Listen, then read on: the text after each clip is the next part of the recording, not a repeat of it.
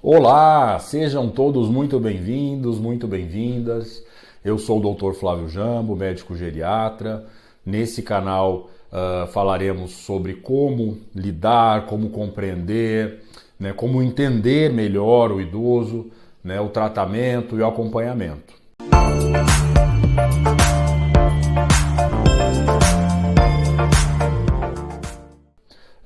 Hoje falaremos sobre os principais problemas relacionados à deglutição do idoso, né? Que a gente chama de disfagia. O que é a disfagia? Que são esses problemas relacionados? A deglutição é o ato, né, de ingerir o alimento e o alimento ir até passar a atravessar o esôfago e ir até o estômago. Nesse processo todo podem existir algumas alterações, algumas vezes normais da idade fisiológica, outras vezes podem estar relacionadas a algumas doenças, que é extremamente importante o cuidador estar apto para reconhecer as principais causas e as principais alterações que podem estar ocorrendo nesse trajeto, do alimento até o estômago. Vamos dividir conceitualmente um pouco as fases da deglutição, né? Para a gente falar o que é o certo, né? O que ocorre normal, para depois a gente falar o que é a doença. As principais fases da deglutição é a fase pré-oral, ou seja, antes do alimento ir na boca, né? Quando a pessoa olha o alimento, ela já começa a salivar. Quando ela sente o cheiro do alimento, ela já começa a mandar algumas informações, até mesmo para o estômago, vamos dizer assim, para que se inicie um processo digestivo, né? Libera aí alguns ácidos, aumenta o conteúdo ácido do estômago, e o paciente fica mais estimulado através do cheiro e da visão, né? Antes mesmo do alimento ir para a boca, ele já começa o início desse processo de deglutição. A segunda fase é a fase oral, né? A fase propriamente oral, quando a comida vai até a boca. Nesse processo envolve outras estruturas, como a mastigação, ou seja, envolve aí a questão da dentição estar adequada, a questão os movimentos da boca, da língua estarem coordenados, né? Não podemos ter nenhuma lesão neurológica nesse sentido. Precisamos ter uma quantidade de saliva adequada para fazer esse bolo alimentar, para facilitar a mastigação e facilitar a terceira fase da deglutição. Então, falei da fase pré-oral, quando a gente visualiza e sente o cheiro, a fase oral, de quando o alimento está na boca, e agora são mais as duas últimas fases, que são as fases na qual o controle é involuntário, ou seja, nós não temos controle sobre essas fases. O corpo não tem o discernimento, não tem o controle voluntário, vamos dizer assim, né? Ele não consegue determinar essas fases, que é a fase já orofaríngea, que é quando o alimento vai já da garganta, começa a descer aqui na região do pescoço, que é uma região muito importante. Essa região é onde existe a bifurcação, vamos dizer assim, entre a comida que segue direto para o estômago e a comida que poderia patologicamente ir para o pulmão, né? É onde o ar e o alimento dividem o mesmo orifício, que é aqui a região da orofaringe. Então essa fase, por ser involuntária, ou seja, não depende da gente, existem alguns reflexos de sobrevivência mesmo, que imediatamente, quando a pessoa deglute, fecha-se uma válvulazinha, fecha uma pelezinha na traqueia, que é o início do pulmão. Então veda essa região para que a comida desça com segurança até o estômago. Essa é a terceira fase, a fase orofaríngea. E a quarta e última fase é a fase do caminho, vamos dizer assim, do esôfago. O esôfago é o tubo digestivo que vai da boca até o estômago mesmo, né? Também é uma fase involuntária, ou seja, quando a gente engole algum alimento, algum comprimido, água, existem alguns movimentos que a gente chama de movimentos peristálticos que vai empurrando até o estômago. Isso a gente não sente, isso a pessoa não tem como determinar como serão esses movimentos. Então essa é a fisiologia, essa é o caminho natural que acontece na deglutição de uma pessoa saudável, vamos dizer assim. Para a gente saber o que é doente, o que está alterado, a gente precisa saber o que é o certo, né? O que é o normal. Né? Eu sempre bato nessa tecla. A importância principal de saber lidar com o idoso, de saber cuidar do idoso, está justamente nessa questão de identificar precocemente o que está errado, o que é doença, o que é normal e o que é doença, para que prontamente já leve ao profissional de saúde, que pode ser o médico, o enfermeiro, o fisioterapeuta. Então vamos lá, aprendemos agora as 4 fases, que são fase pré-oral, ou seja, fase olhando e cheirando, sem estar na boca, a fase que está na boca, que tem a ver com a mastigação, a fase que está na garganta, que é uma fase crítica, que mistura o ar do alimento, né, o pulmão do alimento, e a fase do trajeto final do alimento até o estômago. O que podemos esperar de um idoso saudável, que não tenha nenhum problema da deglutição? O que pode acontecer com a idade? Que acontece normalmente com a idade.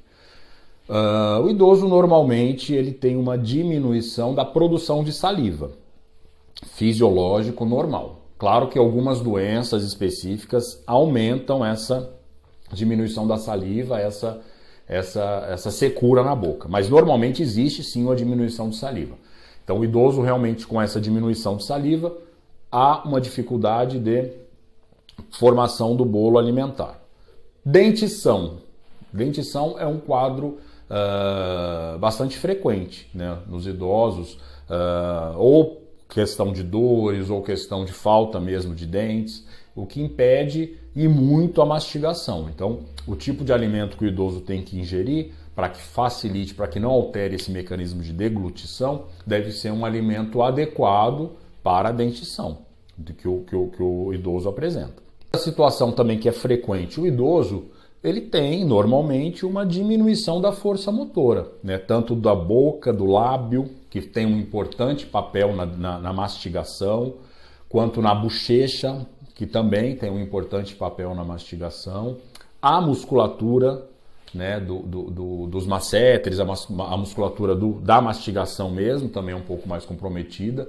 Então, os alimentos mais duros, muitas vezes, normalmente, o idoso tem dificuldade, mesmo que não seja doença, né? É apenas uma dificuldade da própria fragilidade aí da musculatura. Problemas de adaptação de próteses, isso é muito comum, né? O idoso tem uma prótese há 10, 15 anos, essa prótese com o tempo precisa de uma adaptação. Então, se ela não estiver bem adaptada, ela pode machucar a gengiva, né? E machucando a gengiva, o idoso não mastiga adequadamente, e pode ter um problema nessa fase da deglutição, porque não vai preparar o alimento adequadamente para deglutir. Problemas de alteração da força motora dos músculos elevadores da faringe, os músculos da deglutição também. É normal que tenha uma diminuição também, mas não pode, né, gerar engasgos, não pode comprometer a funcionalidade, né? E o principal também é a alteração tanto sensorial, né, da sensibilidade, tanto do cheiro e do gosto. Então o idoso sente menos cheiro, sente menos gosto, então não existe essa preparação, né, nessa primeira fase da deglutição tão adequada para que o alimento chegue até a boca, né? Então essas são as causas, essa é a evolução que a gente espera do que possa acontecer com o idoso saudável, né? São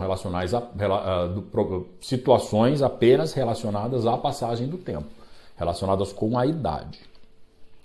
Agora, para identificar as principais doenças relacionadas, né, é muito importante até a gente, didaticamente, pensar nas 4 fases, né? O paciente que teve algum AVC, que teve algum derrame, que tem alguma desvio, né, a boca um pouquinho torta, algum desvio de motilidade da boca, ele pode ter essa dificuldade, né, nessa segunda fase, que é a fase de mastigação, né? Por que ele tem essa dificuldade? pelo próprio comprometimento do derrame, né? Da inervação da parte do músculo. Então o paciente começou a entortar, começar a ter alguma alteração da face, entendeu? Já é um sinal de alerta, né? Outro problema que pode estar relacionado também, que a gente pode estar identificando, na fase de deglutição, o paciente começa a engasgar, né? Então o paciente começou a engasgar, não é normal o paciente, a gente engasgar. A deglutição é um processo vital, né? Que nós desde no nascimento nós temos que deglutir adequadamente para poder sobreviver. Então o paciente começa a engasgar durante a alimentação, já é um sinal de alerta também de que alguma coisa está errada. Tanto neurológica, alguma doença neurodegenerativa, alguma doença muscular, né? Então tem que ser levado ao profissional de saúde. Também que começa a ter muito pigarro depois de alimentação, também tem que ser levado ao profissional de saúde, não é normal também. O paciente que faça uma alimentação da maneira adequada, ele não pode ficar com aquele toda hora, né? Quer dizer que pode estar algum resto de alimento ali. O paciente que começa a ter deglutição comprometida para alimento sólido, né? É aquele idoso que começa a pedir que a comida seja mais amassada, a comida seja batida, porque sente que para engolir tem que fazer força, né? E no questionando e observando, a gente percebe que ele consegue, tem movimento adequado, consegue engolir, consegue mastigar, engole de uma maneira adequada, mas fica com aquela sensação de que está alguma coisa presa, vamos dizer assim, né? Isso aí também pode ser algum problema nessa última fase da deglutição, que é o caminho do esôfago para o estômago, né? Que pode ser desde um câncer, pode ser desde algumas doenças infecciosas, até dependendo da região onde ele mora, pode ser doença de Chagas, que pode dar no esôfago, né? Pode ser questão de alguma esofagite mais importante, mais intensa, que pode promover um inchaço, né? Um aumento do esôfago, prejudicando essa última fase da deglutição. Algumas vezes também temos que diferenciar no idoso com demência, no idoso com algum Alzheimer, com algum quadro demencial mais avançado, a disfagia, a dificuldade a gente tem que diferenciar da questão da falta, é como se o paciente esquecesse de como se alimenta, vamos dizer assim. Então ele pode colocar na comida, a comida na boca dele, e o paciente não vai saber que tem que mastigar, tem que engolir. Então não existe nenhuma questão anatômica, vamos dizer assim, nenhuma questão no órgão, na boca, na musculatura. É mais a questão do paciente não se lembrar pelo próprio evoluir, pelo próprio avançar da doença. O paciente tem essa característica, pode exibir essa característica. Então é sempre estar estimulando, né? Tem que ter muita paciência. O idoso algumas vezes até está mastigando, e como se esquecesse de engolir. Então tem que, olha, vamos engolir, vamos... às vezes coloca uma colher vazia na boca, até sem comida, para que ver se estimula esse reflexo da colher entrando na boca com a deglutição, né? Então é um dado bem importante a ser avaliado também. Quando não existe lesão física, lesão mecânica, existe apenas a questão da cognição, a questão da percepção. Quais as principais condutas a serem tomadas diante de um paciente com disfagia, com dificuldade de deglutição? Primeiro, ela tem que ser avaliada pelo profissional, né, responsável, que está acompanhando o doente, acompanhando o paciente, acompanhando o idoso. Geralmente é a fonoaudiologia, são os fonoaudiólogos que se dedicam ao estudo da deglutição do paciente engolir, né, e da fala também. Então, após a avaliação com o fonoaudiólogo vai determinar qual será a via de administração, juntamente com o médico, juntamente com a equipe, com o nutricionista, qual vai ser a via de alimentação, de alimentação do paciente, né? Basicamente, as vias de alimentação Elas podem ser a via oral, que é a via mais indicada, que é a via normal fisiológica, que é quando o alimento vai pela boca mesmo, né? Sempre adaptando o tipo de alimento. A segunda via mais utilizada é a via enteral, ou seja, é quando a comida vai direto para o estômago, ou seja, ela atravessa, ela pula todas essas fases da deglutição, né? Ela vai direto até o estômago através de algumas estruturas, alguns dispositivos, que pode ser desde uma sonda, que é um caninho que vai do nariz, vai por trás, vai até o estômago e é infundido a dieta, ou através de uma bomba de infusão que a gente chama, que vai girando, girando, girando, infundindo, ou através de gota a gota mesmo, de copinho. É muito comum fazer isso em casa, na residência. Que geralmente tem que ser uma dieta preparada, específica para isso, né? A dieta artesanal é muito difícil esse manejo para poder estar fazendo por esse tipo de sonda. Nós temos a sonda também que vai direto no estômago. Então é feito como se fosse um buraquinho, né, na região do estômago. É uma sonda um pouquinho mais grossa, um pouquinho mais calibrosa, e infunde através de seringa ou através de gota a gota também o alimento direto no estômago. Essa via muitas vezes é possível, como é maior o dispositivo, o caninho é maior, a sonda é maior, nessa via é possível preparar algumas dietas artesanais, batidas em liquidificador, tem toda uma orientação que dá para fazer.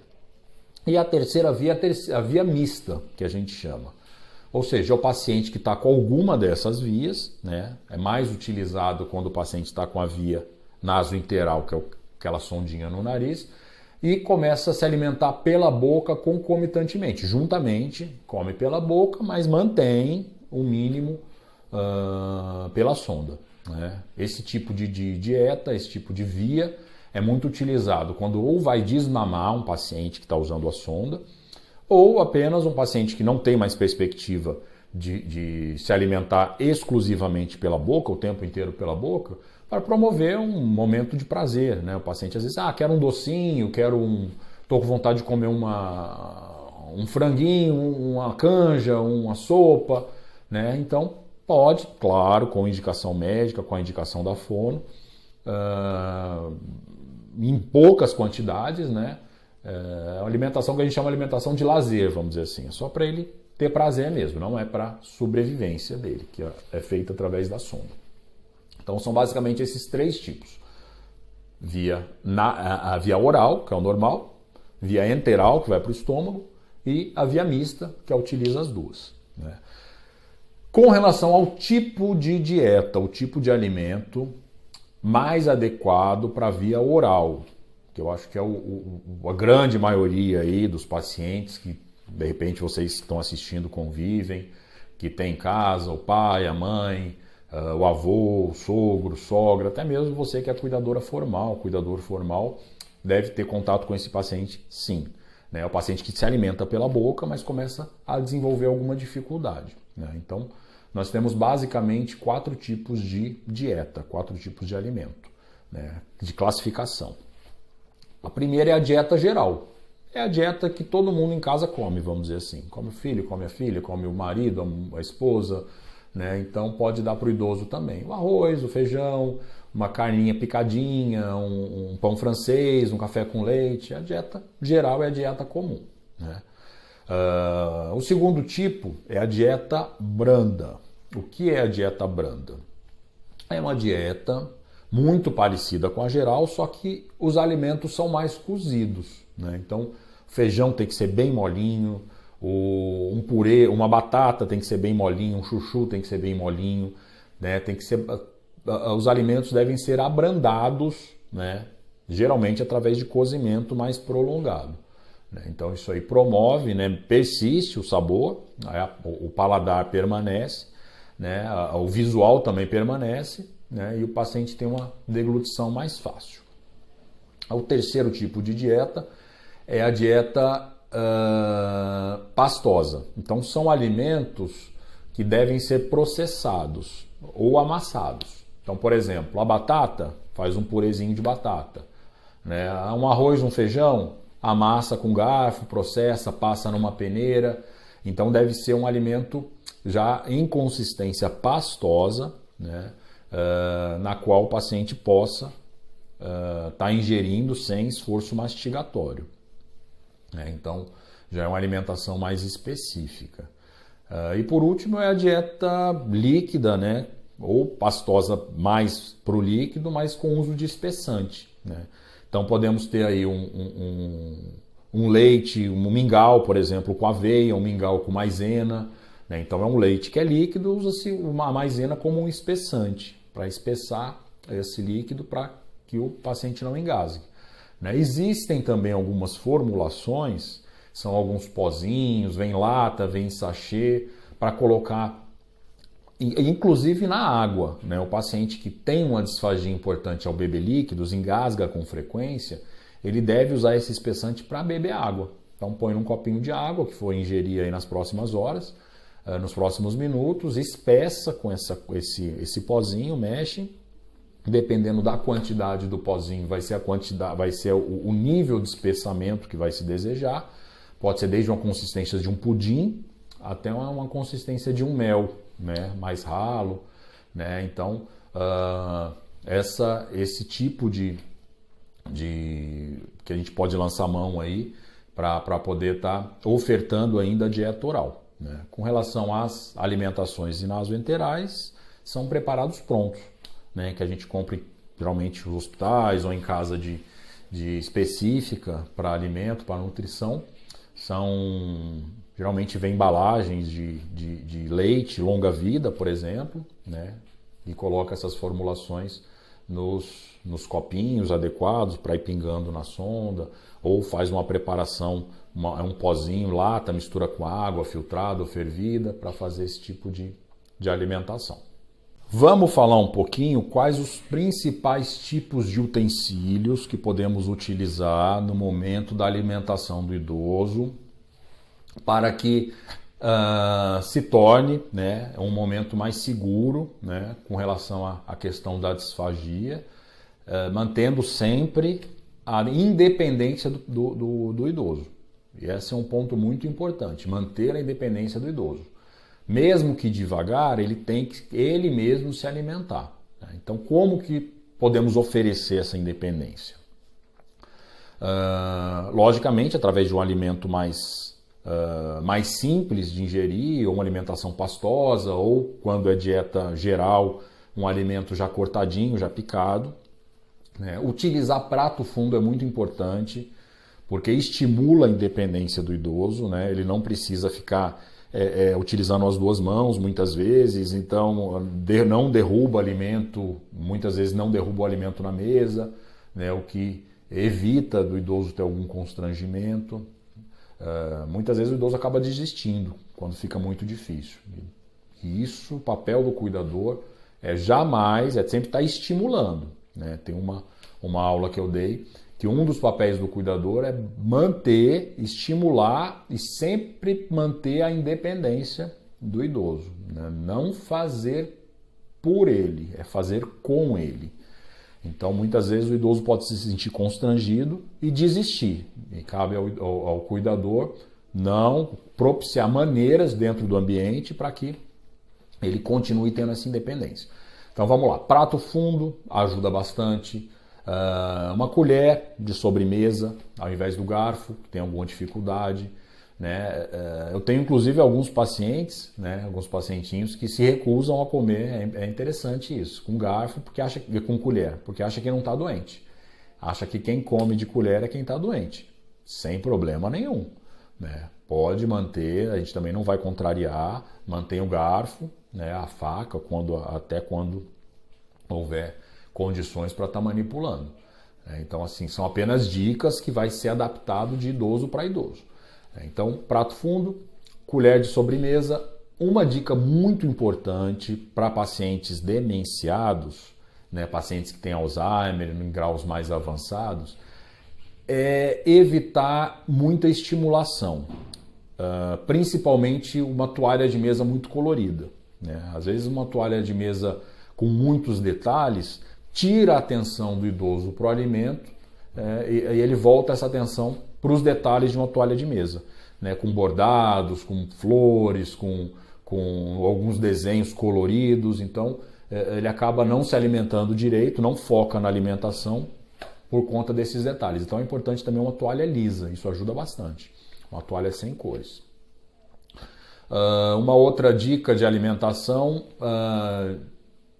relacionada ao momento da alimentação é sempre deixar o idoso num ambiente mais tranquilo, né? Evitar de ligar a televisão, evitar conversa paralela, né? É muito importante que na nossa memória afetiva, né, a alimentação sempre está relacionada a momentos de prazer, né, de pausas de trabalho, momentos de encontro com família, muitas vezes, né, na qual culturalmente, socialmente, isso fica na memória mais interna nossa, né, o idoso não perde. Então é interessante a gente fazer um ritual na hora de alimentação, né? Então sentar o idoso adequadamente no local adequado, preparado, sem muito estímulo externo, posicionar o idoso de uma maneira mais adequada, isso é fundamental. Então o idoso deve ficar sempre sentado em 90 graus, quando possível, logicamente, né? Com os 2 pés apoiados no chão para ter uma base, né? Se possível, uma cadeira que tenha encosto de braço, também é muito importante. E o ambiente o mais calmo possível, como eu falei, né? Para que o idoso foque no momento da alimentação. Um cuidador nessa fase não pode ter pressa, né? Não deve adiantar a refeição, estar com pressa. Então é o que eu sempre digo, o cuidador tem que estar bem, o cuidador tem que estar tranquilo, ele não pode estar ansioso, o cuidador não pode estar estressado, né? O cuidador doente não consegue cuidar de uma pessoa doente, né? Então a gente tem que parar, às vezes, fazer autocrítica, né? E quando possível, procurar ajuda também, para que não tenha, não absorva, né, outros problemas e leve para o idoso, né? Então, nesse momento da alimentação, é um momento dele com a comida, do idoso com a comida, né? Vamos dizer assim. A gente tem que ter essa consciência, né? E se a gente tiver com pressa, não estiver bem, isso não vai ser bom para o idoso também. Lembrando sempre da questão da higiene oral pós-alimentação. Mesmo que o paciente não tenha dentes, não tenha uma dentição, deve ser feito uma higiene oral com uma gaze, geralmente bebida em clorexidina, em alguns colutórios, alguns preparados que geralmente o médico passa ou a enfermagem mesmo indica. No caso de próteses, retirar as próteses, escovação da prótese com uma escova geralmente dura, limpeza da gengiva. Então a higiene oral posteriormente às alimentações é importantíssima, né? Para evitar que se tenham lesões, gengivites, lesões que podem prejudicar as próximas refeições, vamos dizer assim. Então acho que o que fica dessa aula? O que a gente tem que fixar? Primeiro, o que é o normal, as fases da deglutição normais, o que é o normal da deglutição no envelhecimento e os sinais de alarme para que alguma coisa esteja errada. Quais são os principais sinais de alarme? Paciente que engasga durante a refeição com frequência, o paciente que queixa de bolo no estômago, de bolo na garganta, dizendo que não consegue engolir, o paciente que fica com muito pigarro pós-alimentação, o paciente que tem alteração de voz depois da alimentação, a voz fica mais, como se fosse mais molhada, vamos dizer assim. O paciente que escapa muita comida pela boca, né, que suja muito a mesa, né, a toalha de mesa, mas não por conta de coordenação motora, e sim porque está escapando o alimento da boca. O paciente que saliva muito até entre as refeições, isso pode ser um sinal de disfagia, de alteração de deglutição da saliva. Pensando mais à frente, muito mais lenta essa percepção, mas o paciente que começa a perder peso, né, sem nenhuma razão aparente. Começa a perder peso, quer dizer que a alimentação não está adequada, talvez porque ele não está engolindo adequadamente, né? O paciente começa a ficar desidratado, né? Então são sinais de alarme que, prontamente identificado, deve ser passado ao profissional de saúde que acompanha, ou ao médico geriatra, ou ao enfermeiro que acompanha, ou ao fisioterapeuta, ou fono e nutricionista, tá bom? Então esse é o recado que eu queria dar para vocês. Se vocês gostaram aí do vídeo, podem curtir, podem compartilhar, podem se inscrever, porque semanalmente nós vamos falar vários temas relacionados ao cuidado com o idoso, tá bom? Então obrigado aí pela atenção de vocês e até o próximo.